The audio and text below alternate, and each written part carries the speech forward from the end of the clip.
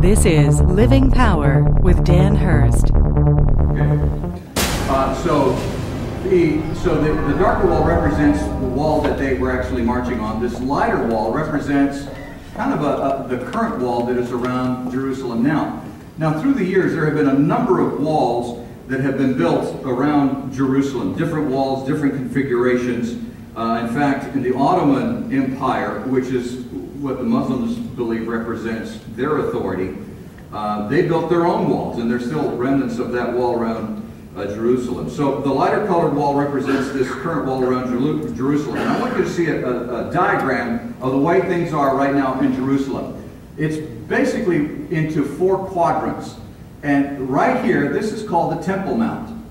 And this Temple Mount, right there is the Dome of the Rock. And this is the Al-Aqsa Mosque. And this is the Jewish quarter. This is the Armenian quarter, which is a branch of Christians. This is the Christian quarter, and this is the Muslim quarter. So it's basically broken up into this quarter, and right there is the center, the focus of all of trouble. And so that's what's going on right now. And so you find these people living next door to each other. I mean, that street right there is the street that separates the Muslims and the Jewish quarter. Well, you know, that's kind of an interesting little setup. You know, how would you like to be living right there in that corner right there? You know, between the Christians and the Jews and the Muslims and the Armenians. You know, that's a happy point. You know, let's go to the park. So this is the way it is right now. Now, in this area, the Jewish temple was built in 70 A.D. And it was built, the tradition not 70 AD, it was destroyed in 70 AD. The second time it was destroyed in 70 AD, and it's believed that it was built right there where the Dome of the Rock is, or basically in that area. So now the big discussion is what do we do now? Now, the Jewish temple that was destroyed in 70 AD, and by the way, that was prophesied, you can read about that prophecy in the Old Testament. Hundreds of years later, the Muslims built the Dome of the Rock. They finished that in 691 AD, and then they built the Al-Aqsa Mosque, this one right here. They built that and finished that in 705 AD. It was destroyed by an earthquake, and they rebuilt it in 1033. So the traditional view is that the temple, the Jewish temple, stood where the Dome of the Rock shrine is now. Now, to kind of help you get your bearings a little better, I want you to see this diagram. You've heard of the Wailing Wall, or the Western Wall. Here's the Dome of the Rock, obviously. This is the Al-Aqsa Mosque right here. This is the Wailing Wall right here. That's how that whole thing sets up. And so when you see people at the Wailing Wall, they are below the Temple Mount. This is the lower area. See this wall right here? They're all below that. This is raised up on a hill. They're below that. Down, and this is the old wall from Herod's temple, and so this is where they go. Now let me show you another picture to kind of give you a better, this is an actual picture of the area. Look at, there you go. This is the dome right here, and this is the Wailing Wall right here. See how close they are to each other? And here you can see people down here. I know the picture isn't all that clear, but here are all these people down here at the Wailing Wall, and right above the Wailing Wall is where the dome on the rock is. This area is, at the point of this picture, there was some reconstruction or actually landscaping and everything that was going on there. And over here in this area is where the Al-Aqsa Mosque is. Now here's another picture, an older picture, that shows kind of a whole perspective of this. There's the dome on the rock. This is the Wailing Wall right here. It's all lighted. It's in the evening. And this is the Al-Aqsa Mosque. So you can kind of get the picture of how everything is set up. And what's going on there right now. Now, there's a lot of debate about where the Jewish temple should be built.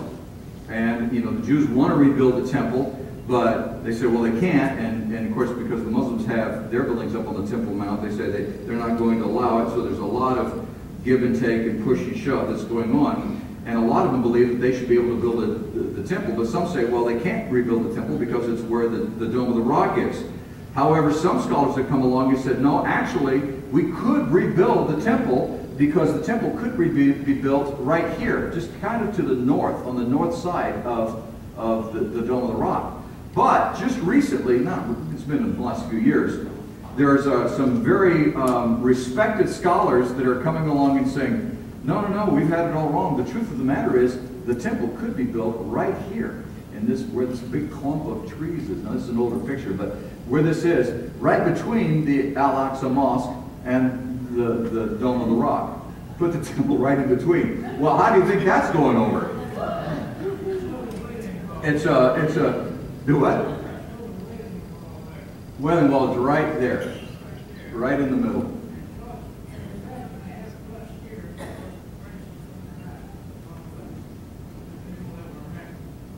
Show it to you.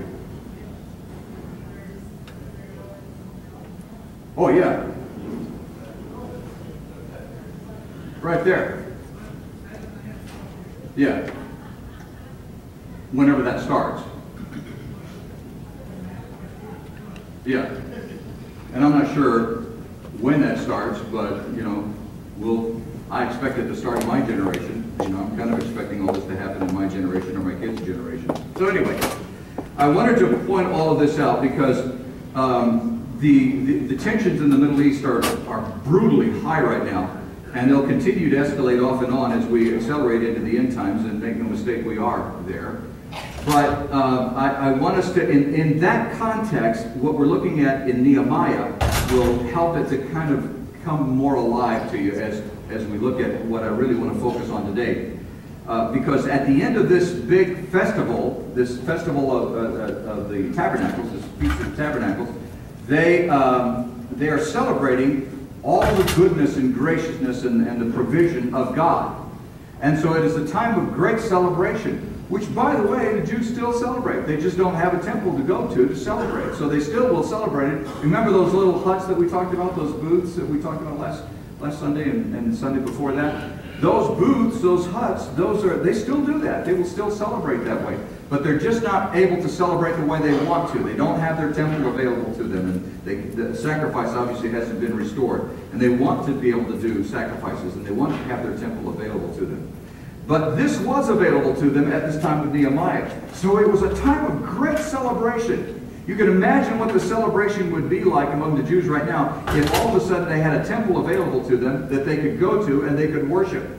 And they would celebrate incredibly. It would be so amazing, so profuse, and they would be so grateful for it, which is exactly why the Antichrist is going to have such a great welcoming committee by the Jews, because he's going to establish that for them. He's going to say, okay, here's the temple, we'll rebuild the temple for you.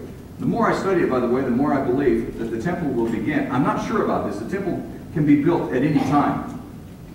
But there is indication that, since we know that in the middle of the 7 years of tribulation, that the Antichrist will step into the temple and proclaim himself to be God and demand that they start worshiping him.